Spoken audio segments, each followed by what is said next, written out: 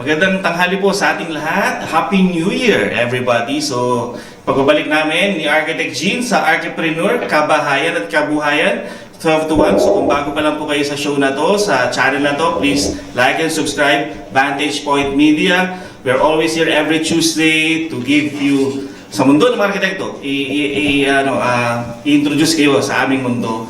At ano ba ang aming mga magagawa for everybody, for the environment and for the build community. Architect Jim, kumusta ba? Kumusta? Okay naman. Happy New Year, partner. Happy New Year, partner. So, okay ba? Na-recharge ka ba sa bakasyon mo? Oo, yan. Lamig sa Japan. Yun talaga di ba? Ngayon, kayod na naman tayo ulit. Kahit 3 linggo tayo nawala. 3 linggo tayo roon naman lagi. So we explored the architecture of Japan. So of course, ang ating mga bisita ngayon, worldwide ang biyahe nito. Oo, bigatin. Laging nasa biyahe itong mga ito, parang they're living in a suitcase. Oo, kaya swerte tayo. Swerte tayo ngayon.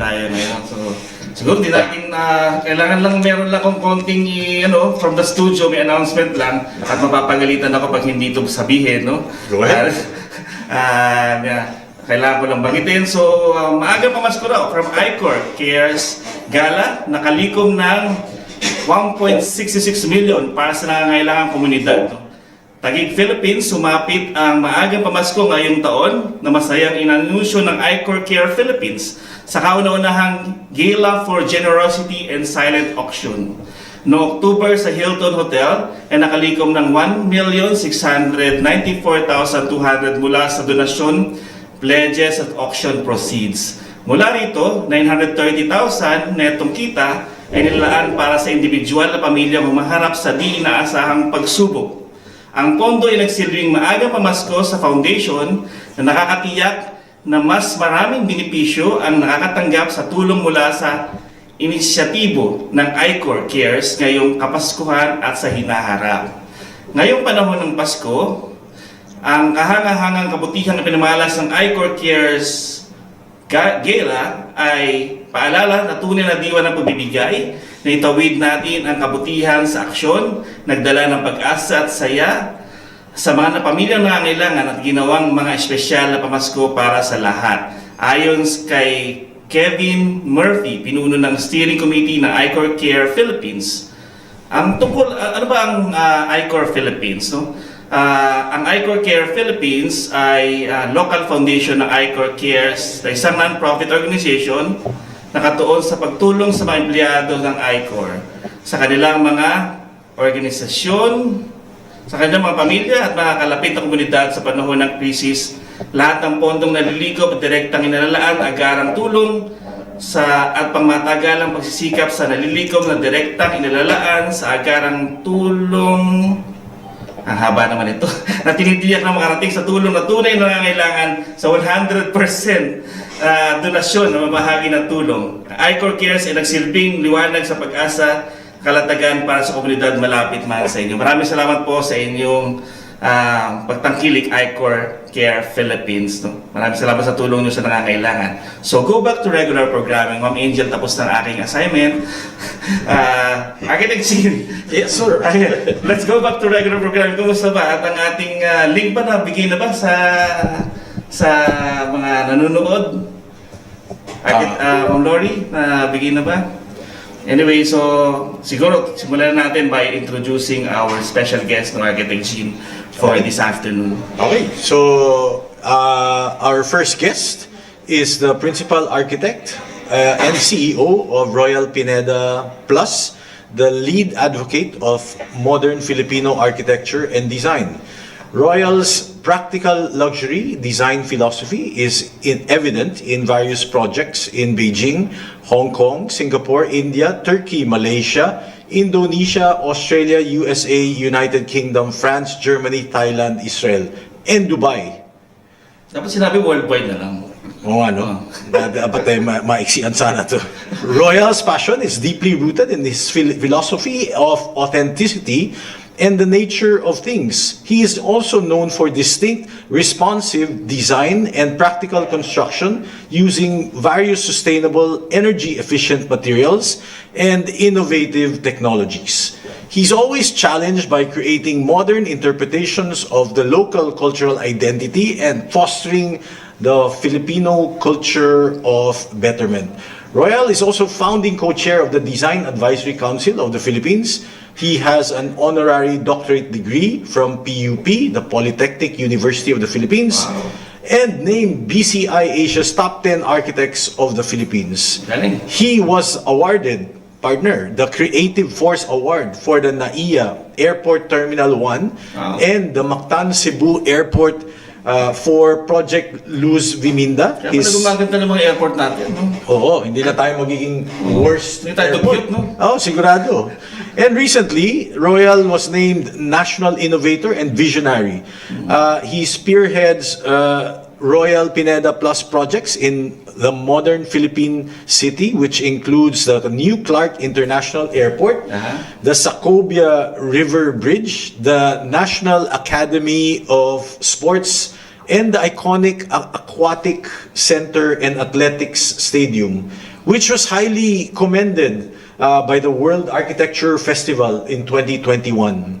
And for the 2019 Southeast Asian Games, he was also overall artistic and theme director, where Architect Royal led the creation of the Bangkota, the Philippines Pavilion for the World Expo 2020 Dubai.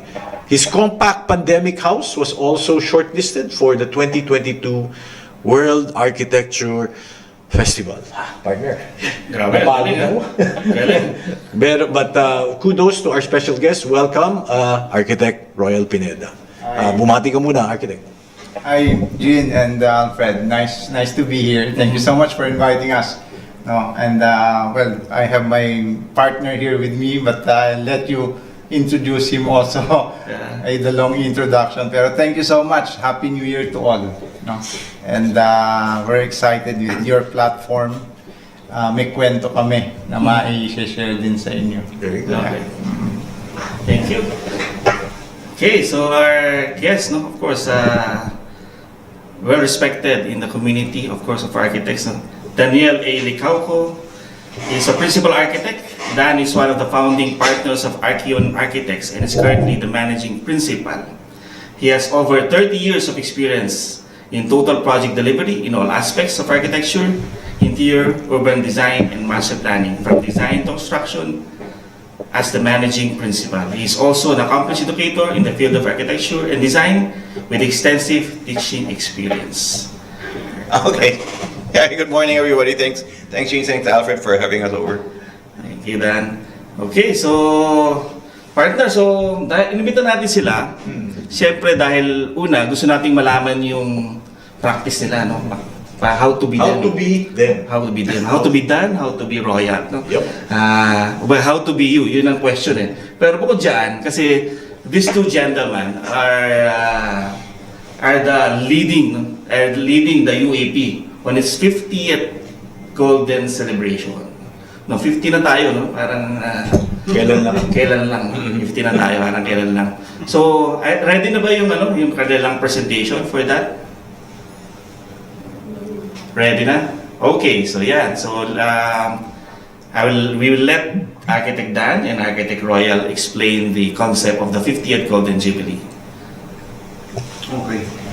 Well, as mentioned, no, kami ni Dan ngayon, we've been collaborating and working on this to help the organization because it's quite a very important event, and we felt that our contribution here will really add value. And coming from the concept of what we do in Royal Pineda Plus, we made it sure na it's coming from nature itself. No? So again, the philosophy of the firm is about nature's peace, man is nature, and the variety of the world. So I won't bore you with that. We can skip the three. But then I think the most important part is the concept of where we got the UAP 50th or the golden anniversary concept. No? So I think we're all concerned and constantly looking at sustainability, regenerative efforts, and again, being one with nature. So we felt that NARA is the best representation of this celebration. No? So if you look at it, we can skip the next slide. NARA is basically, sa atin, mga arkitekto, we are very familiar. Pag sinabi mong NARA, NARA door jambs, NARA floors, NARA balustrades, no? I mean, that sets a premiumness, no? And I think it also reflects architecturally, parang may recall agad. So, but obviously, NARA is a symbol of strength. And that's what we feel, no? That we can represent the architects. So next, please. And I think one of the most important part is it is Filipino because it's our national tree. And when we were presenting this and with Dan, also appreciating the whole concept, we really felt and it really resonated, you know, sa amin, especially with the UAP officers that time, na they felt that it's us. So next, please. I think now the concept of NARA is not just even for the 50th, because we feel that the concept of being natural is there's always legacy because there is growth, there is progression, and there's one that is very important. Next, please, which is being rooted. No, so having the growth, and that means future. No, it sets the tone of being established. Like if you look at the image, you have a very established foundation, which is the roots. And I think that's what Filipino architects should keep doing. No? Yung tayo laging nakabase sa may pinanggagalingan, but then hindi rin siya naka-steady. No? It cannot just be a stagnant state. No? So growth is the next direction. Next, please.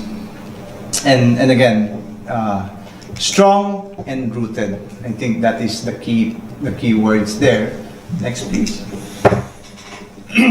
And as we all know, NARA, at a certain season, they bloom, no?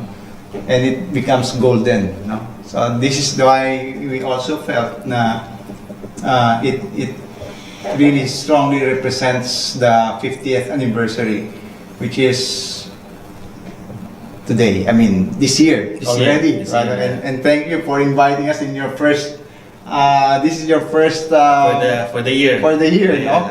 So sabi nga ni Jean kanina, so I think it's a good beginning, and we're also happy ni Dan because we can share the updates, no, and the ideas. So again, the legacy is important. Next, please. This is about branching to the future, and Dan emphasized this also being, you know, in the academy. Branching into the future means really, you know, we have to set a tone also as future architects will be with us, and we will be guiding these future architects, no? So parang nagkaroon kami in that meeting a sense of parang a North Star symbolized by something that is easy to remember, no? And there will be exhibitions, and I think later Dan will discuss this also. But I'm showing you more of the creative directions of all the items. But Dan is also putting up an exhibition and a gala night, which is just a while ago. Nagagaling lang ni Dan sa isang meeting. And Also. yeah, and we're creating a concept of NARA, and again, the concept of being one with nature again. And I think maybe, Dan, you can squeeze in some info on this part. No? Well, thanks, Gene. Thanks, Alfred. No? So, the idea of NARA kasi, you have to understand that the 50th anniversary of the UAP is a milestone, and the organization really shows the strength of our profession, right? And so UAP, as the organization for all architects in the country, we felt that we shouldn't just celebrate the fact that it was 50 years ago, but we should celebrate the fact that this organization now has produced and trained and nurtured and developed architects and really safeguarded the profession moving forward. And that's basically the role of the UAP, it's what do we do? Like as an example now, the whole move of call an architect, because now there was a move where engineers can sign plans, things like that. Safeguarding the ethics of the profession, safeguarding the fact that although we are providing a service, right, we are actually providing a service that leads to nation building. Royal's projects, our projects are, geared towards making lives better in the Philippines. And so what best way to celebrate 50 years as with the idea of spreading our roots, right, being strong, being resilient, and still allowing people to celebrate, right? Like when the Nara tree blooms, its flowers, it's actually a celebration of exactly what we do, no? So when we move forward, it's not, we try to move away from just party and everything else, but given Royal's concept and everything, which when the first time I heard it, I said, wala nang changes, like bingo, game na yan, right? And it was really galing because it just really matches what we want to do as an organization and exactly what we want to celebrate. The problem with architecture, diba, is sketch mo lang yan. Diba? O tapos pwede na. But the public really doesn't understand that for us to be able to sketch lang yan, it's years and years of experience, right? And so it's 50 years of growing and nurturing and developing the organization that basically safeguards our professions, all of us as architects. And that is what we want to celebrate as well. Yeah. Excited na ako. Oo. Nara concept talagang itong dalawang to pag pinagsama mo. Talagang bibigyan nila lahat for the profession. Gusto ko yung concept ng Nara, no? And nothing, co-chair kami. Pero last minute, di ba? We only called like 2 months ago. And syempre, when Royal's busy, we're busy. And we said, sige, game tayo, right? Okay, Let's do the best we can do. Pag hindi kami parehas ng agree. Yes, so sabi niyo, kung mag-yes ka, mag-yes rin ako. Diba? Pero if I may, di ba, dito tayo magaling. As architects, when it comes to crunch time, the gold comes out, di ba? Pero minsan pag may oras ka, parang walang pumapasok di ba? Relax. Pero not to say na lahat ng arkitekto ganun, di ba? Merong iba works under pressure, like our distinguished guests, di ba? Partner, ikaw, paano bang mo? Saan ba lumalabas idea mo? Basta may kape, okay na. Kape is gold, di ba? Basta gising. Hindi, curious lang ako. No? Itong 50th celebration natin, ato ba, may date ba to na or it will is an ongoing from starting now hanggang Well, thanks, Alfred. Well, officially, our 50th anniversary is in March. Okay. And so we're in the process of inviting BBM. Okay. Right? And it will be a small courtesy dinner, maybe about 150 people lang in Malacanang. And people don't know this, but Imelda, former First Lady, is actually a founding member of the UAP. Right? So it was during their term that the UAP was actually developed, and it was a combination of 3 other organizations that basically united, that's why it's called United Architects of the Philippines, that basically merged into this singular organization. But what we want to remind people is it's not, you don't just join UAP to pay your dues, di ba? Hindi lang kami nangongolekta ng dues, right? And so what happens is the organization, even through its individual chapters, actually working diligently to make sure that we upgrade the profession, right? And we maintain the veritas and the gravitas of basically architects altogether. So Royal mentioned, I'm the current chapter president of UAP Makati, and nag-chamba because we are actually, and shout out, we are gonna, in the next couple of weeks, we're going to ask for a call of entries from small, medium, and large firms for their unbuilt works, right? Because we have the Lichauco Museum, and we're going to exhibit, the Makati chapter will spearhead this exhibition of unbuilt works of architects. This is in RCBC. In RCBC Plaza, and we have the Lichauco Museum for 3 months. Oh, wow. Right, so we will be publishing soon a call for entries. But that's a chapter thing na nagkataon na it will match with the convention with the NatCon. So all our activities, the March one is just small, kind of private, because we're matching now the activities with the NatCon. And so the gala dinner and will be done in the NatCon. But we actually also have the different runs already. So there's we have basically the fun runs that are going to be done in Luzon, Visayas, and Mindanao, which is part of the celebration. And then another Iba part. pa ba ito sa Tararan o the same? I'm sorry. May daw may Tararan? It's it. Yeah, we're doing Tararan. Right, so exacto, yeah. So thanks for reminding me the name. So, pero the Tararan is going to be started, and it will start also the lead up to the gala dinner, which will be done on the 8th of April during the National Convention. And we timed it that way because, be practical. People are flying in already for the convention. Correct. So we don't want them to fly in anymore for the celebration. Parang one time, big time naman yung biyahe. Diba? And practical. Because, money's tight also. So, so we want to make sure na we spend the money, wisely and eventually. So the activities will include that. And to the chapters, we have a tree planting activity. But the difference with a tree planting activity for the 50th is we're not going to plant trees in a park or in a gubat or anything.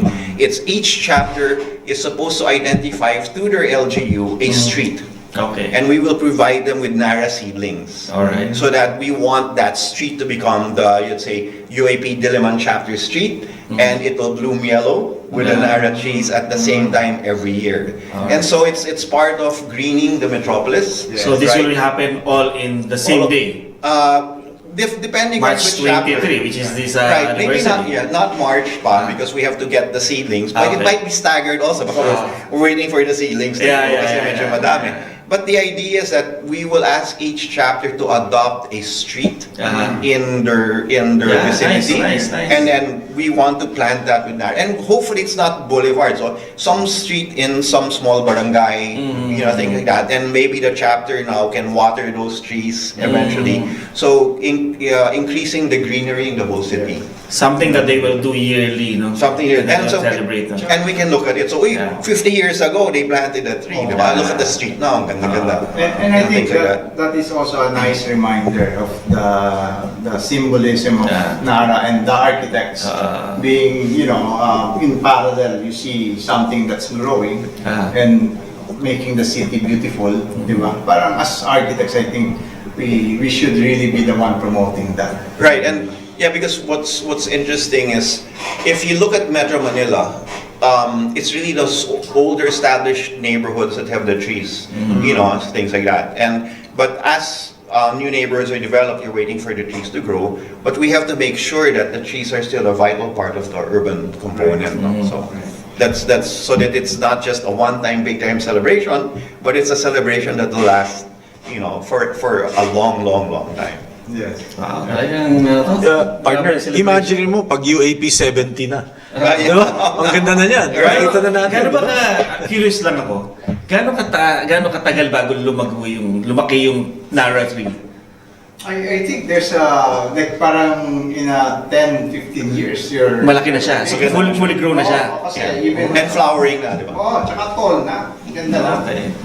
So parang if you really look at it, it's really gonna be like... Kasi there are a lot of tree plantings but they're happening in the mountains. Hindi na Parang hard to napabayaan feel na. that eh. Ito sa urban setting. Parang you really feel it.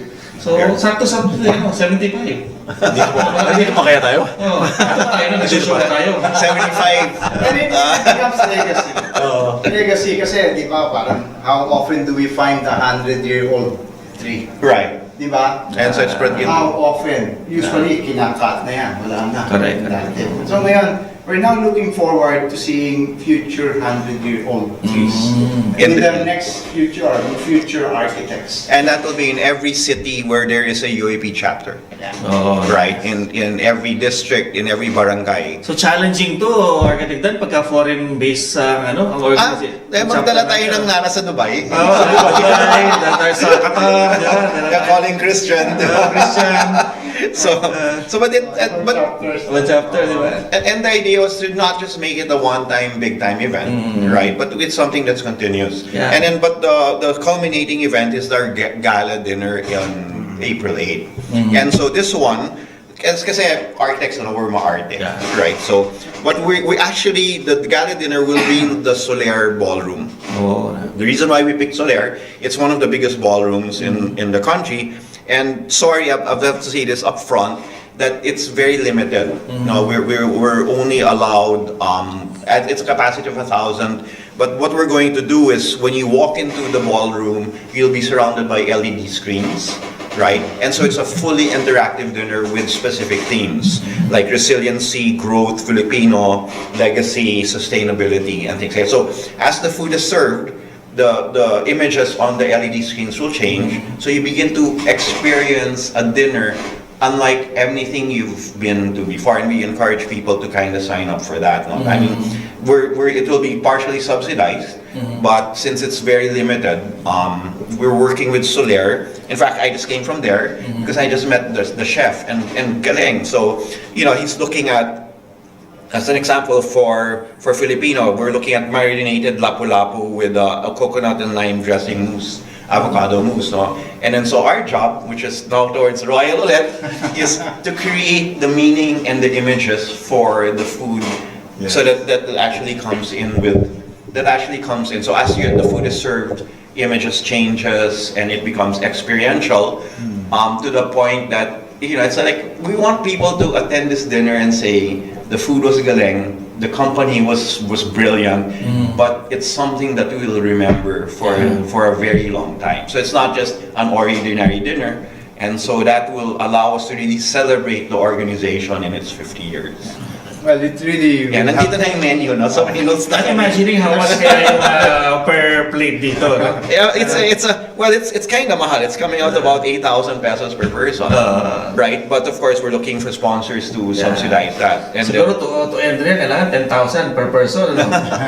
yeah, because when you do add, but again, we're working towards making it a celebration, right? And so, if you look at the images that Royal developed, we are actually going to put in a narrative in the middle I of the think we wall. can show that in the we can show that in the image because Okay, can you show again the image of the narrative? just to emphasize the creativity that we're putting here, no, and I think that's one of the takeaways, no, to really inspire, Right. to really keep us all creative. You know? So it could be a life-size, well, we're creating, replica of the Nara tree. We're replicating a Nara, and we're creating lights that are gold, no? Because these are like the golden concept. But then I think the beauty is that we're also creating shadows, almost like nasa ilalim ka ng puno na may dilim, no? May dilim. at So may mga- it's not only gastronomical, it's also experiential. well, it Diba? needs to be because Yeah. as architects we create environments. Sabi nga ni architect na we're so arte, so panindigan natin, di ba? Yeah, panindigan natin yun, no? And it's not for anything. It's also part of the growth of architects. Yeah. Because when people ask us, so sometimes people think architect, yan ang drawing we build, right?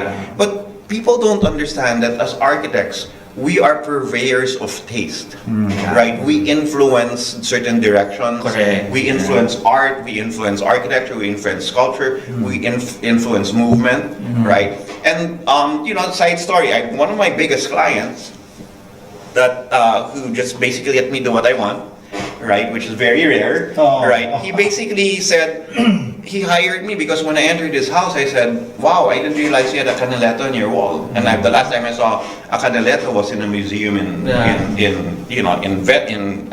Austria, and that ability to say it's beyond building, it's beyond that, and the fact that I recognized that art gave me that job.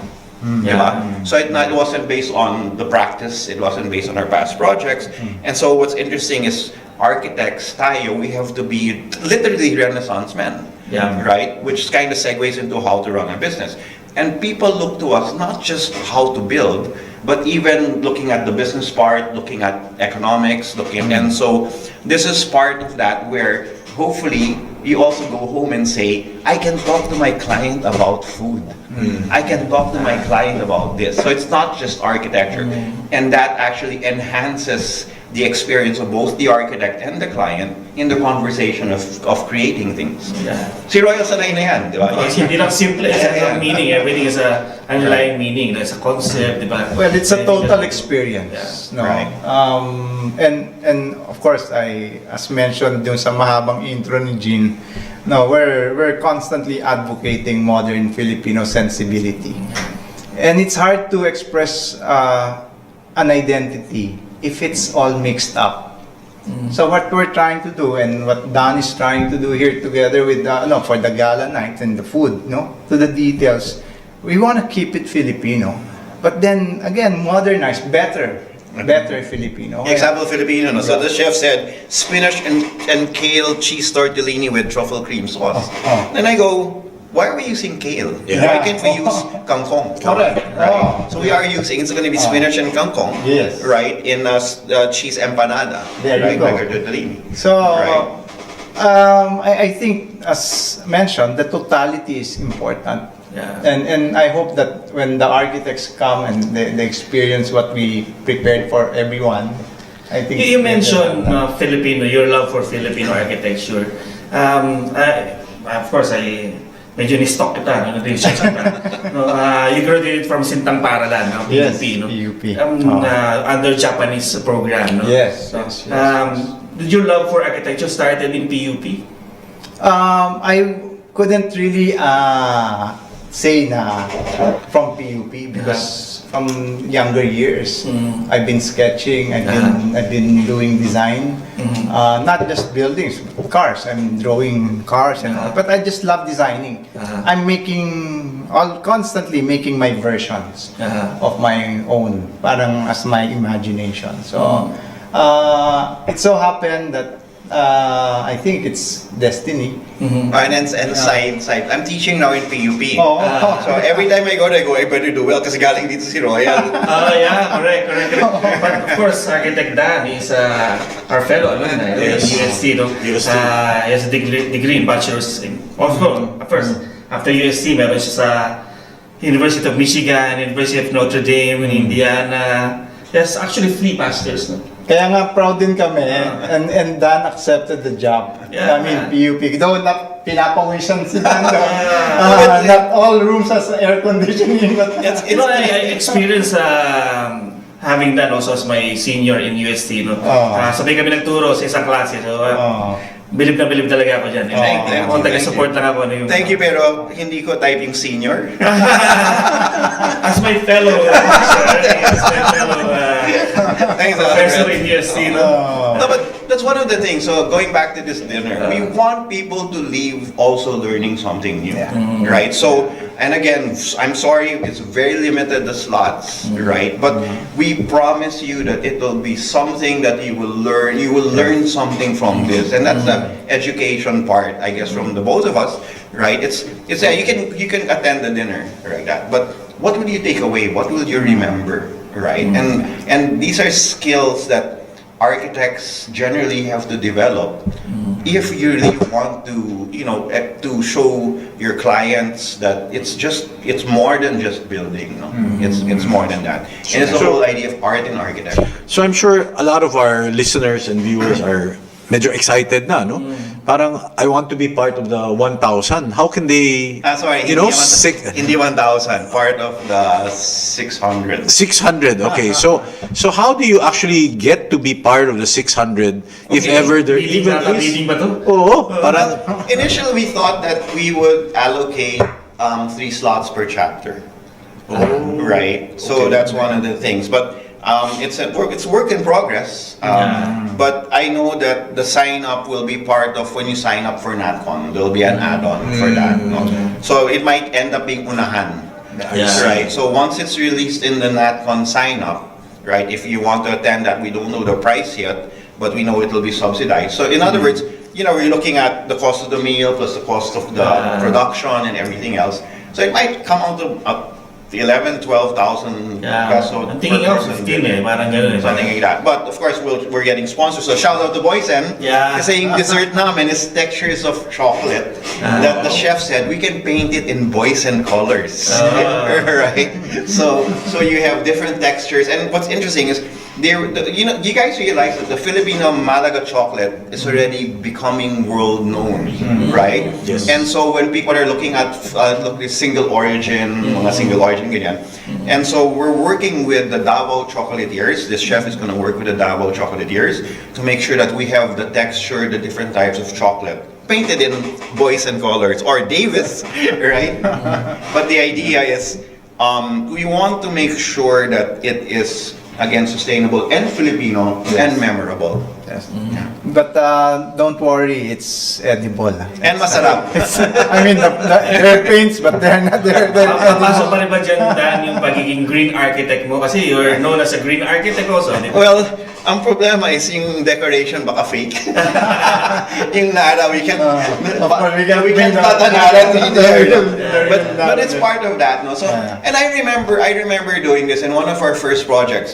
When I was still with Bobby, when we did Ateneo, the Ateneo Professional Schools in Rockwell.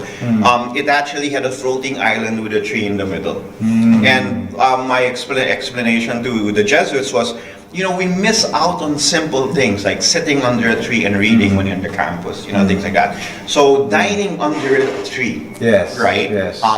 As part of that experience is tying back to nature, Yes. and just making sure that we remember where we came from. Yeah, and I think that activates the sensitivity of every, especially architects, what we're saying, because being green is not just about using LEDs and solar and all, but it's really the most basic is to appreciate nature first. Yeah.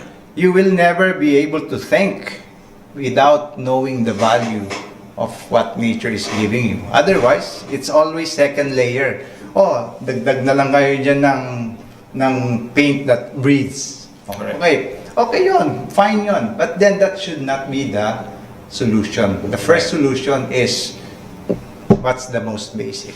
And that's what I think this Galenite is doing. Imagine being under a tree again, and you, in front of you are beautifully set food, Visually and visual, and now you activate the taste buds. The experience really gets amplified. So that's the whole concept. An example, I found out pala that there's a farm in Davao from the chef who's actually growing Iberico pork in the Philippines. Diba? So Philippines. Iberico pork is of course the best pork in Spain, and saying we can do that here. So it's the idea of, we can import stuff, but we'll make it ours. Yes. We'll make it our culture and stuff like that, which is basic architecture. Yes. We import technology, we import style, but we will turn it into ours. Yes. We'll make it our own. Exactly. Yeah. So that's So the again, idea. nagutom na kami. So, but it's a 7-course dinner, right? Ang problema namin is, looking at the timing and the visuals to make it work. But we're super excited. This is gonna be like, something that hopefully people will get to experience. And it's like, I don't know if, it's something that you really have to be able to talk to clients as well. You not just talk about materials and architect, you can talk about food. What if your client is sanay na Michelin stars with tasting dinners? You can say, in our dinner we did this, this, and this, and the food was like this. So it adds to the ability of the architect to converse, because we are not just builders. Yes. And that anchors to the concept of what we're trying to say now, the culture of betterment, the progression, and that's part of growth that we were saying. And to somehow crystallize that, or even realize it, we were thinking, and we presented a NARA award, a NARA award that can be given by the organization to fellow architects or non-architects. But if we believe as an organization that there is another organization or an individual that somehow supports our visions as architects, We would love to then recognize their we would- accomplishment. Yeah, we would love to give that, and a NARA award can be that particular. It's one of the highest awards UAP can give to a fellow architect or to an Something. organization. Right. Yes. And Or again, so, business, no? so it's not just beyond the 50. Yeah. Yes. Right, so it's actually looking at the profession, looking at the organization for the next 50 years. Okay. Correct. Yeah. Yeah, well, we segue naman to, of course, that's 50th, no? Of course, a lot of our viewers are excited how to be done and how to be royal, no? So let's go back to, siguro, asking the two gentlemen, no? Siguro relating some of your, how did you start, no? Is your firm, no? And how is it going right now? Because you're start with royal, no? Well, right now I'm Royal Pineda Plus, and I know you basically have the idea that it used to be Buji Royal. Yeah. As a design firm, we were partners, me and Buji, and I decided to rebrand. No? Yeah. Same company, but it's rebranded, and it's now Royal Pineda Plus. No? And I think the whole point of doing this is the plus is actually moving forward to collaborate with more Creatives. creatives. That is actually because, I mean, the vision of and the advocacy of modern Filipino or modern Philippines, it's not gonna be easy. I mean, we need the help of everyone, no? And that is why I'm always open to a plus. So that's the whole concept. And right now we're excited. We're doing township projects and bigger projects. And hopefully Applying the Filipino architecture. Constantly. If not, like we're doing projects abroad, we're doing something in Atlanta and other places, we bring in the modern Filipino sensibility. Because I'm not gonna build a bahay kubo there or Philippine architecture Correct. there, but the fact that a Filipino sensibility, an approach that translates an Atlanta architecture or a Provençal or an Italian house should have that added value. Why is it good to have a Filipino architect to do another architecture in that place? So Yeah. that's what we're doing. Saka nakasama ko to si Dan din sa mga ibang mga talks, no? He's always early, no? So always early, kahit kanina early siya, no? Kasi gusto niya raw tanggalin yung perception that Filipinos are late. Paano mo ba, pwede mo ba sabihin sa iba kung paano mo ginagawa yun? Well, ako kasi mindset eh. It's hard to keep teaching people what to do. So I always try to say, be a modern Filipino. And it's so simple. Yeah. As you said, Dan, bawal kang malate eh. Kasi if you already believe that Filipino time is always late, how do you better that? Simple. Yeah. Come earlier. Come earlier. If not, on time. So right away, you're a modern Filipino. Yeah. So it's easy, but it's in the mind.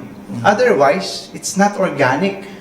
Somebody's always nagging you and telling you, hey, you should come on time. You should, and that's tiring to the other side. Yeah. And for me, disrespectful, no? Yeah, And- totally disrespectful. Diba? I mean, we all agree to that because in the end, yun nga yung point eh, status quo, parang in-embrace mo na.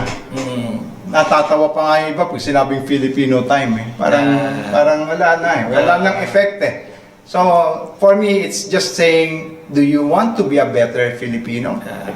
Then start coming on time. Side kwento, because early on, they used to call me Architect Lichauco. Because I was always late. Really? Yeah, early Oh. on. And well, A it was modern a lot of traffic. Filipino. Right? And I came to realize, that it is very disrespectful for the people Yeah, you're of meeting course, with. yeah. So even in the office, if I'm meeting with a supplier, they don't wait. If that's a set time, we will be there on time. And it boils down to that. It's respect. Simple lang. So so for the other people, I was able to change my bad habits. Right? So hindi na siya Dan Lichauco, no? Pero it was actually a Jesuit priest who called me. Tawa ko ng tawa, di ba? Kasi palagi akong late sa meetings. But that ties in with last minute nagda-drawing ka pa. Pero ngayon, di na. You can have your staff send you the images on your phone and then project it for your meeting. So on the way. So the nice thing about this technology now makes it inexcusable for us to be late. Correct. Right? And it really boils down to that word respect. It's Respect the time of the people, respect the time of your employees, respect the time of your colleagues, respect the time of of the people you're working with. Or if there's a situation naman na talagang di may iwasan that you'll be late, you advise. Yes, that's why I thought I'd be late kanina. But even in school, when I was teaching in UST, if I can't make it to class on time, I'll message them. Or say, I'm Kaya really Alfred, ikaw late. mo na magturo.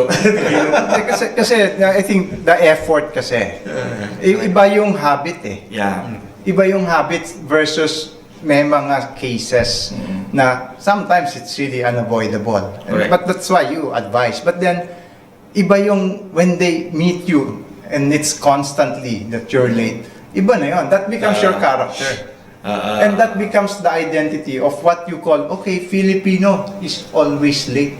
Kasi yun ay yung representasyon ng Filipino. Diba? So para sa mga mga archipreneur natin, di ba? Kumising na maaga. Oo, hindi lang yun. I think we all have to realize that time is actually a currency that we all need to, hindi lang sa respect, no? But at the same time, how we treat our clients, our suppliers, and our colleagues is something that we all need to value. No? And just to emphasize yung kaya sa sinasabing modern Filipino is better Filipino.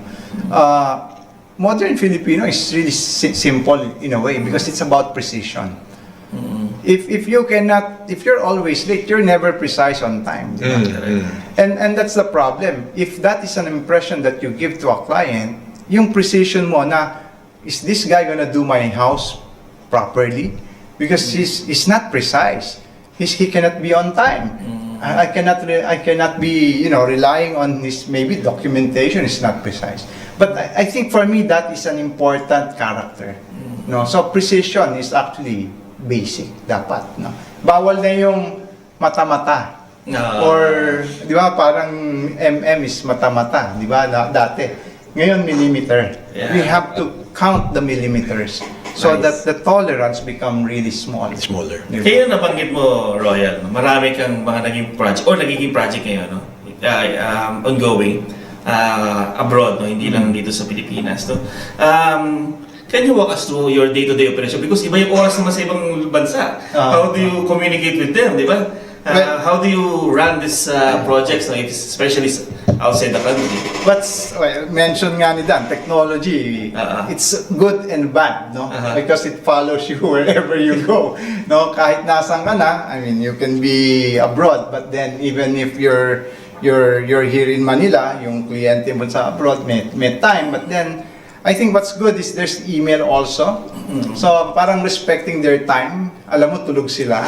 Email helps eh. Kasi the next day, they wake up, they read the email. Versus din sa mga WhatsApp and others. Kasi yun, parang mas live communication yun eh. So I do things in communication, sometimes more email. Pero more formal. Pagka naman mas live, then text. Yan, Dubai and US and Europe. So you can so, may staff yan nandoon, naka-station, or everything is here? Well, it's really here. Kasi ang maganda, collaborative na eh. Ang ganda na we have, kung dati ang mga foreign consultants, they come here, and then tayo yung mga AOR, di ba, ganyan, no? Tayo ngayon, kami naman, the same, ganun ginagawa namin. But then, I think what's nice is that it's so fast eh. They send you videos, architect, ito na yung present. Tapos ngayon may mga application na site observations, ang bibilis. So, I think even the trips are limited na for me. Hindi na kailangan na lagi kang nandun. So, it really helps. Technology, and as I've said, it's precision, no? So, hindi na pwede yung, kaya nga sometimes when I sit down with my staff, no, when I ask, what's the dimension of this? Pag sinabi nilang more or less architect ganito. Sabi ko, ang layo nung more or less mo. There's so much between more and less. Nice. I want to talk about millimeter. That's why we're using millimeter. Tell me, is it 3? Is it 6? Is it 4? Tell me. Same thing in our office, lang is super bawal. Nagkamali lang ako. Or the word lang is something that we just discourage from using, even with my students, no? The lang is just parang palusot na you can get away with stuff. And going back to the mindset, the Pinoys naman behave when they're abroad eh. Correct. Right? And I'll give you an example, and this gets me into trouble. Di ba right now in BGC, if you make the within the crosswalk, Yeah. the cars have to stop. Yeah, Right? correct, yeah. So, when I'm walking in BGC, game. But sometimes I forget. So, when I'm walking in Cubao, I almost get run over, right? But if they behave in BGC, Yeah. right, because the rules are there, and you try to remember that, and hopefully that will trickle down to the rest of the city, kaya naman ng Pinoy eh. Yes. You know? I believe And that. it's because we can change, and that's our resiliency, it's our adaptability. Napasok din ba doon, Dan, yung urban planning? Kasi of course, BGC have bigger roads, of well-planned roads, they have more, mas Right. maganda yung kanilang mga sidewalk, etc. But other places in the country is not like that. Yeah, no, because if you go to BGC now, there's all these signs, pedestrian priority, Yeah. pedestrian priority, and nanghuhuli sila. Yeah. And I remember when Clark first opened, they went Subic, they were all driving, all behave, diba? Kasi manghuhuli. But and Clark and Subic has maintained that. Yes. Yeah, Diba? correct, That's what, 20 years, 25 years, na they maintain And the that. Americans are not there. Then they're not there anymore. So, the Pinoy will change pag may nagbabantay. Oh. Diba? So it's hardware and software. So there should be enforcement also. Kasi kahit anong galing mong nilagay mo yung ganda ng master plan and hindi rin na-i-implement, no? I mean, then it's a problem. That's why, yung modern Filipino, kaya natin yan. You know, now traveling is a lot less expensive, diba? It's more affordable. Before, and again, part of your growth as a professional is you experience things abroad. But it's also when you go there and you talk to the Pinoys there, they all behave. They'll say, huwag mo gawin yan. They'll even give you tips, diba, on how to behave and not to behave when you talk to people there, Filipinos there. And so that's why kaya natin yan. The modern Filipino can be a lot better. So pwede pala ngayon ang call to action to be a modern Filipino. Di ba? And it can be now. I mean, now. It's not like Pwede natin isama pala yung 70th celebration natin. Ano? Sa Architects will start it, di ba? Oh. Kasi nga, ang point is, it's not something that you look forward to. You can do it now. Correct. Just come on time, you're modern Filipino na. Instantly, mind. It's the mind. Correct. Architect, Dan, your works are celebrated in magazines, no? All over the country and abroad, no? Na meron ng ganyan, no? May marketing na yun in a way. Do you still do marketing? Yeah, we do. Like, example, no, our PGH building was shortlisted in the World Architecture Festival, presented that in Singapore last November. We market in the way that, I guess for us it's really more non-traditional. Facebook will share what we just finished, things like that. But the difficulty kasi with marketing now is, we now, and as an educator na naman, is we have to teach people to look beyond the pretty pictures, right? And sometimes the pretty pictures are very seductive, right? And so for other people who are looking for architects, they might find somebody na ganyan, di ba? But it's at the point where, and this is the good news. Nung panahon ko, it had to be a brand. It had to be, your shoes had to be Colehan, it had to be Polo, it had to be Lacoste, and people are looking at the brand. Yeah. If you look at it today, people are looking at design. Yes. Yeah. Right? So local, small Filipino designers, when they do the pop-ups, benta. Yeah. Diba? Things like that. And that's the happiness in me. Sorry, That, pero sinabi mo yung panahon mo. Panahon mo. Nabukurin yung edad. No, but it had to be. It had to be. At one point in time, you had, for the younger people, they had to have a Hello Kitty bag, things like that. Correct. It was very brand specific. Yeah. So, and of course, there are still people who fall sa Gucci game, diba? Yeah. But now, if you look at the products and you look at what people are wearing and what people decide to, what they decide, what they choose, it's nice to see that design actually becomes more important, right? And that's where it's good for all of us as architects. Now they have the design as part of the whole evaluation. So part of your marketing is just telling your story lang. No? Your story in Facebook, story in other platform pa ba? Ano, kami have Facebook, but kasi the bulk of our work is really healthcare. Healthcare. Right? So it's more word of mouth. It's a very small industry. Of course, you designed the first ever cancer center in the Philippines. Yeah, the first cancer, and that was really special for us kasi side story DOH was when Ayala said we're going to build the first specialty cancer hospital. We went to DOH and said, ano yung rules nyo? And sabi ng DOH, just do a level 2 and add cancer. Yeah. So sabi ko, hindi pwede because I don't need a maternity unit. I don't need a neonatal ICU unit. So they actually rewrote their guidelines based on our design. Wow. So it's to the point na ginaya na nila yung kwa namin. Setting the standards. It's setting the standards and saying that there are better ways of doing things. Modern Filipino. Setting standards. No? And that was interesting because that particular project is designed to bring cancer care lower than the big hospitals. So the care in that particular hospital, and it was really exciting for us, is we want to be in the middle. Ayala wanted to be in the middle in terms of chemotherapy. Meron bang peg mo na pinanggalingan from abroad na What's interesting is this, and I gave this, it's part of my talk for healthcare, is, and I got this from Bobby Manyosa when I was his partner, he goes, import the technology, but don't import the culture. Right? So, MRIs are the same all over the world. CT scans are the same all over the world. But it's the Filipino nurse who will make that technology more Filipino. Correct. So it's basically that. It's basically how you set up the spaces to make sure that the bantay is part of that. So see, Roy, we talk about Filipino architecture. There's before the definitions of Filipino architecture would be gawa ng Pinoy, made in the Philippines, right? Or I'm sorry, there's a third, or looking at historical kind of pattern. So there's multiple definitions. And I remember sometime in the late 90s when this was a big discussion among architects. But what has happened is the professional said this broad definition of Filipino architecture is really in tune with, I call it our rubber band. Yung Pinoy, lagyan mo ng, if a machine is designed to do one thing, yung Pinoy, lalagyan ng rubber band, it can do 10 things. Right? And things like that. And that's basically how Filipino architecture can evolve and should evolve as the profession really recognizes what it is. Before it had to be this. It had to be capis, it had to be that. But it's the nice thing about it is the definition of Filipino architecture has gone beyond. Yes. Right? And it's really part of the DNA already is the Filipino architects' ability to learn it and make it their own. Yeah. And I think the constant thing that we all, again, mind, it's the mind.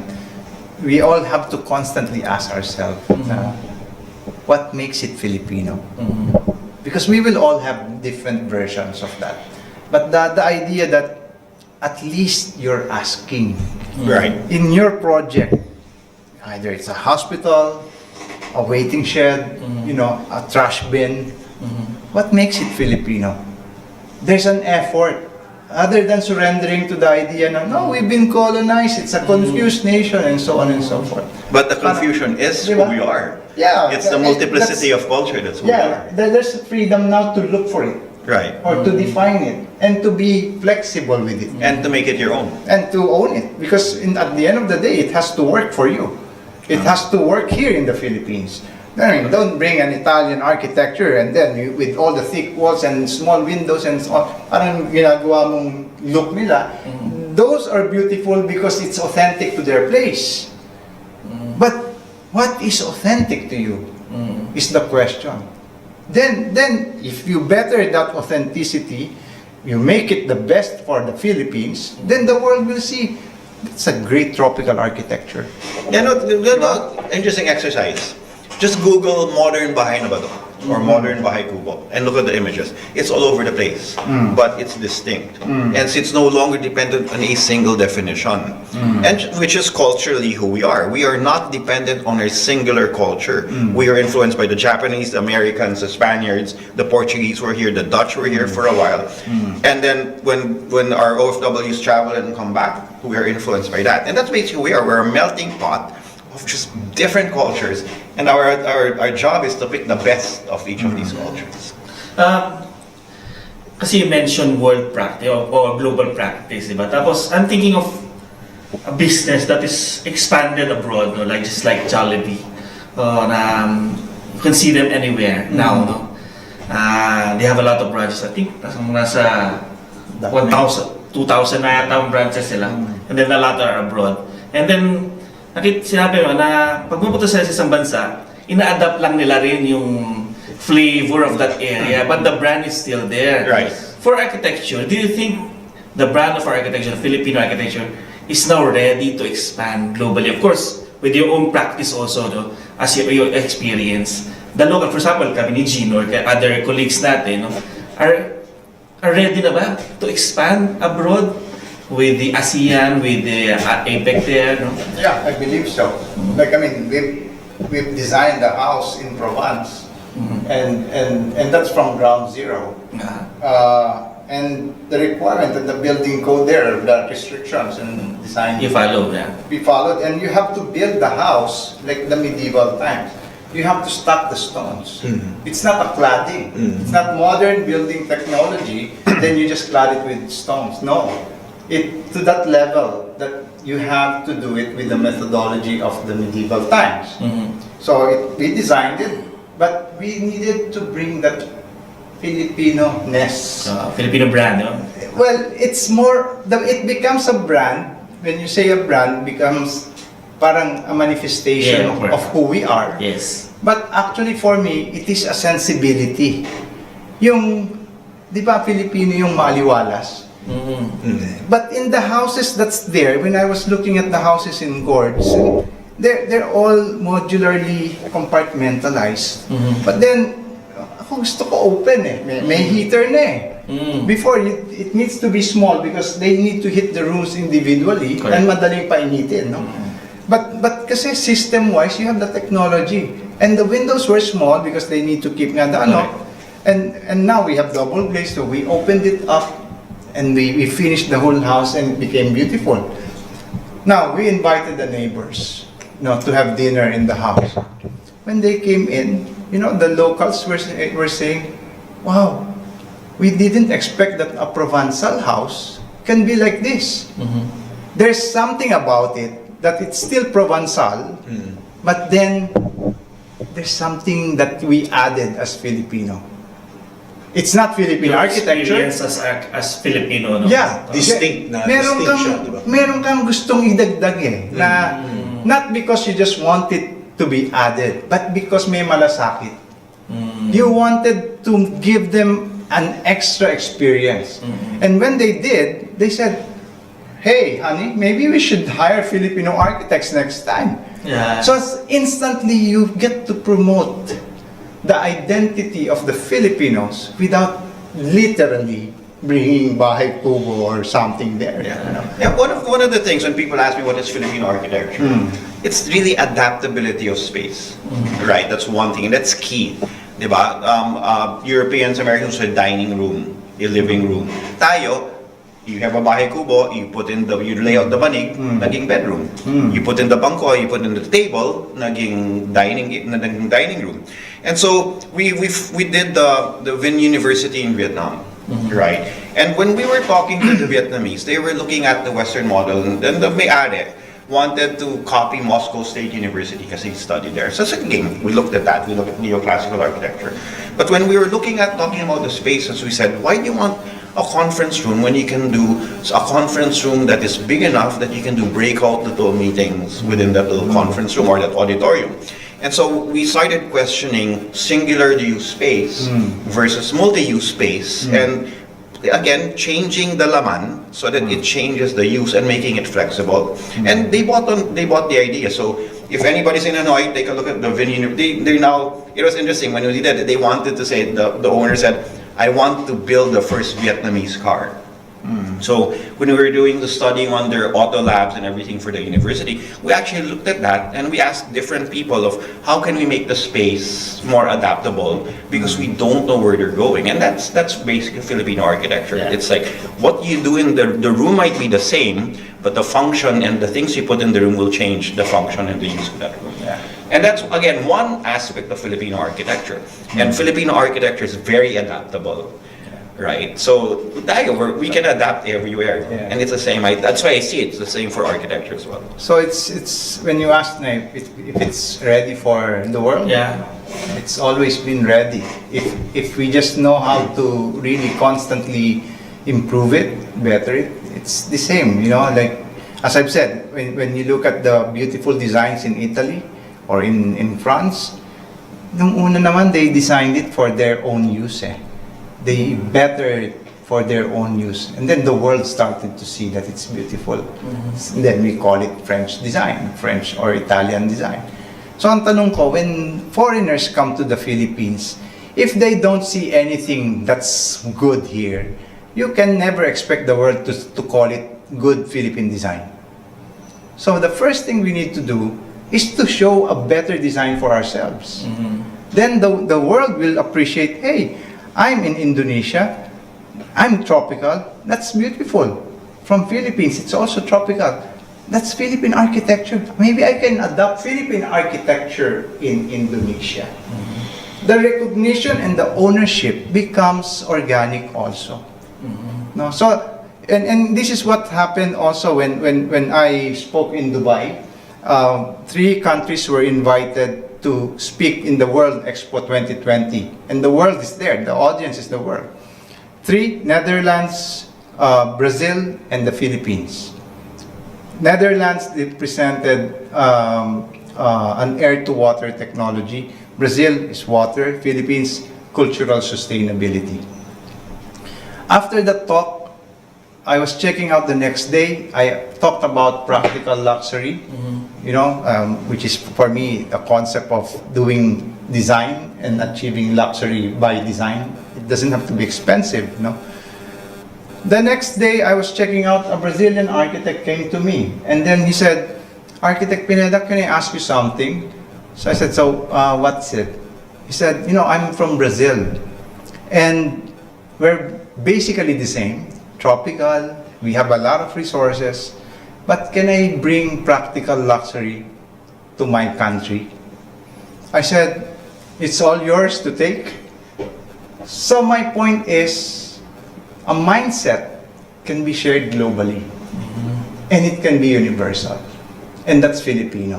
So for me, it's always creating something better for us first, and there's this global, as Dan mentioned, it is basically saying best practice of the world, know what to take. Kaya nga I'm sorry, I just have to mention this na, Kaya ako, when I see the Roman Colosseum in Sorsogon, and I see that, and that is the Roman Empire. Kailan ba bumagsak ang Roman Empire? So you tell me, if that is the best practice of the world in stadiums, and that is from Rome, I don't mind. I will Philippinize it here, maybe in Sorsogon or wherever. But to see a replica of another culture, for me, it's a violation. And let me get to that. Simple lang to make it Pinoy, right? Instead of an acanthus leaf, use pechay, right?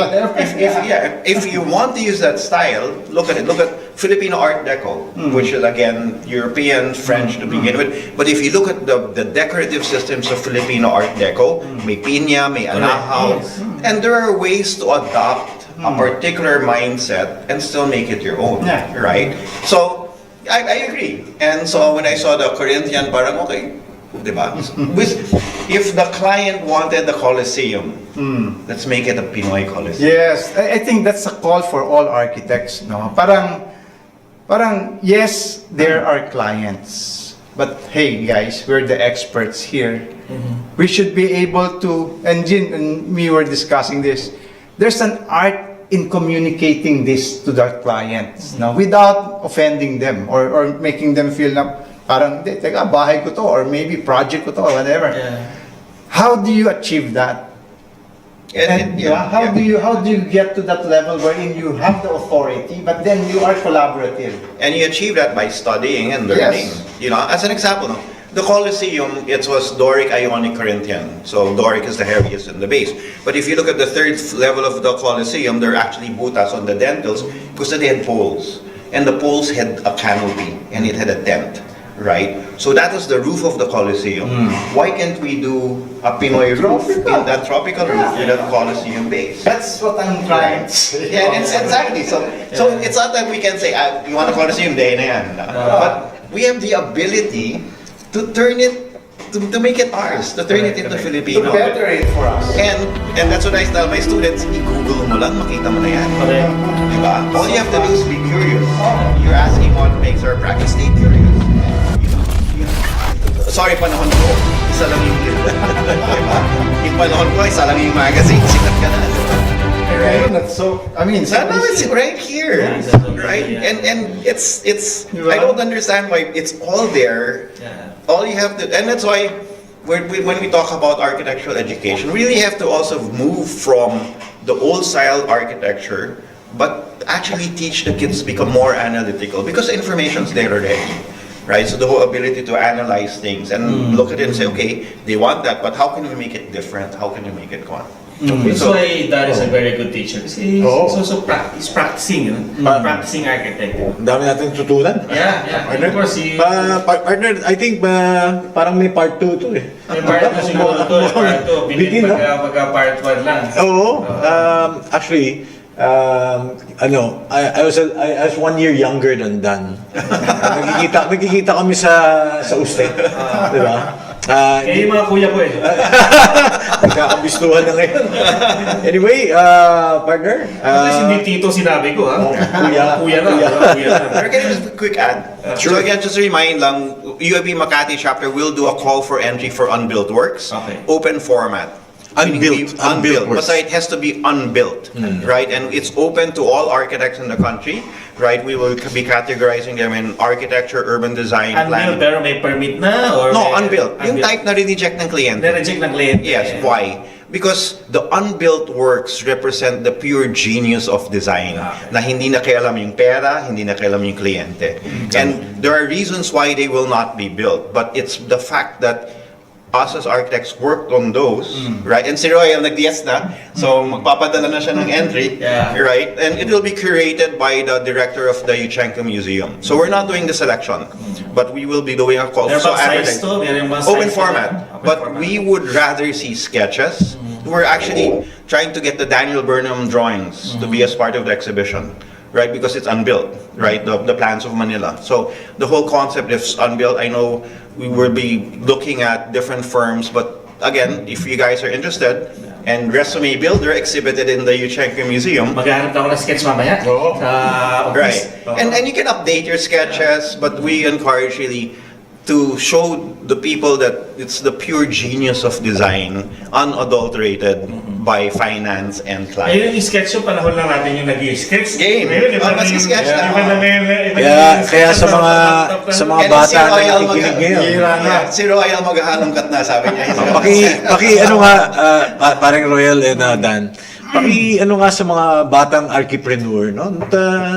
Paalala nyo naman sa kanila na how important is it to sketch, di ba? Well, ako, I always have one, it's an advice or actually a question. I always ask them, imagine yourself without anything. It's not a single pen, not a cell phone with you, or anything. Either you just sketch on the sand, or on the soil, on the ground, or in anything that will imprint an idea. If you look at it, in fact, there are hieroglyphics, there are markers on the stone walls, on the caves. These are all the capacity and the capability to express with your hands and with whatever you have, basically. So my question is, if you think that you cannot express architecture in that state, then there's an issue. Yun. Because without this, if you are almost like you are an architect just because of this, if I take this away from you, you become nothing. That's a question. And maybe AutoCAD is a better pencil, but it is a pencil, right? So my point is when someone in my office says spin a check, I go say, no, do this revision, I'll sketch it, and then they'll say, should sketch it back to me. And say, oh, it took you 20 minutes to CAD that, you pay for paper and kuryente. If you just sketched it over, that you have 2 minutes, right? And so people have to remember, and for the younger people is, our job is to communicate our ideas, and we communicate through sketch. Totoo naman, naalala ko yung sasabi ni Architect Danan. Pagka sa kliyente nagtatanong, di ba, mayroon ng mga presenter perspective, pero tuwang-tuwa sila, no? Pagka nag-i-sketch ka sa harapan nila, Sabi, architect, pakiulit mo nga sketch mo ulit. Paano mo ginawa yun? Tingin nila yun, Tuwa sila it's a ron eh. show. Yeah. It's also a show. It's like dinosaur so nag-sketch. And even now, like even PowerPoint was a very debilitating tool. It was convenient, but what? But now that PowerPoint, you can actually sketch on that. Yeah. So now, diba, in lectures, they'll say, oh, can you submit your lecture on time before? Sabi ko, hindi. You connect my iPad to the podium because I will sketch when I lecture. And it's become very, very effective. Right? And that's because we communicate better with our drawings. Yes. Correct. Alright? Yeah. Okay, To wrap up? ating wrap up the question. Oo. We always have May question ngayon dahil how to be yun na lang siguro. Oo nga eh. Hindi nga yung actually yung final question ko, yung sketching.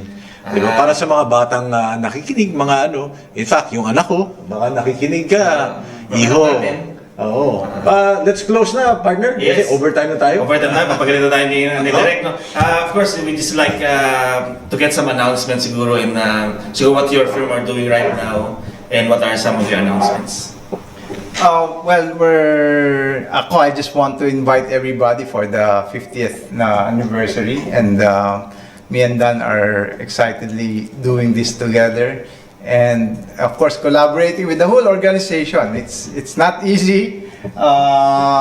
In fact, gagaling nga lang ni Dan sa isang meeting, but I think I would like to call for some cooperation and help, no, from everybody, especially our sponsors, no, yung mga partners natin in the industry.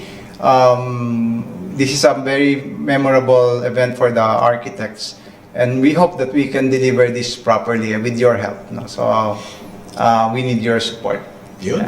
Yeah, and same thing. And I really, sana we could make this bigger. Sana we can make it more plural. But there is a culminating activity also as part of the celebration in the last day of the convention, which is more open. No? But if you do have the time, we promise that this gala dinner will be something you have never seen before, right? And it's something that you will take home with. It's not just the food. It's not just meeting up with your friends, but it's something that will help you professionally down the road. Okay. Eugene? Partner. Well, I want to thank both of you for gracing the show. And, Yeah, thanks for having us. please feel free to use Archipreneur as an avenue to promote more information or updates about our 50th. And we look forward to having you again soon. Yeah, and please make halungkat na your offices. Oh, yeah. Sige. Partner? Thank you, Architect Gene. Of course, thank you, Architect Dan, Architect Royal, for gracing the show. It's been busog na busog tayo. Kahit hindi pa tayo kumakain. Oh. Nabusog tayo sa knowledge and Nalipasan na experience at sharing ng ating distinguished guest, Architect Dan Lichauco, and of course, Architect Royal Pineda. They're both our idols in the architecture practice. And I hope this episode really helped the younger generation, and of course yung medyo young at heart, to pursue more and love architecture every day. And again, Filipino architecture and the mindset that we are modern Filipino. And we're Again, magaling. ang galing. Maraming salamat po everybody for taking your time in watching our show, and then do like and subscribe, no? Vantage Point Media, and we are here every Tuesday. Next week we have a very good show also, no? Where meron tayong interviewing kami ni Gene na tao na he do a lot of things for architecture also and for the country. And again, abangan niyo po yun. Tulad ng pag-aabang nyo sa show na to with Architect Dan and Architect Royal. Again, thank you very much and have a nice lunch, everybody. Goodbye!